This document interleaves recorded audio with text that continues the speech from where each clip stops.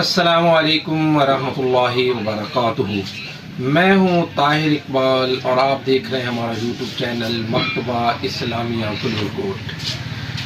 آج کا ہمارا جو وظیفہ ہے، اگر کسی بھائی کے اوپر قرض ہے اور قرض نہیں اتر رہا تو وہ اس وقت کون سی دعا مانگے، کون سا وظیفہ کرے، وہ قرآن مجید کی آیت ہے جو میں آپ کو بتاتا ہوں۔ اس کو جتنا کثرت کے ساتھ پڑھے گا تو انشاءاللہ العزیز اللہ کے حکم سے اس کے قرض کے اندر ادائیگی ہو جائے گی۔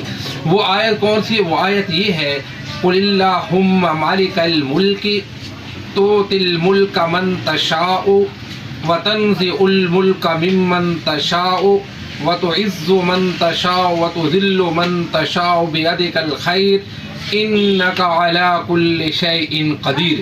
یہ قرآن مجید کی آیت ہے، اس کو جتنا ہی کثرت کے ساتھ پڑھے گا تو انشاءاللہ العزیز اس کے قرضے کے اندر ادائیگی ہو جائے گی۔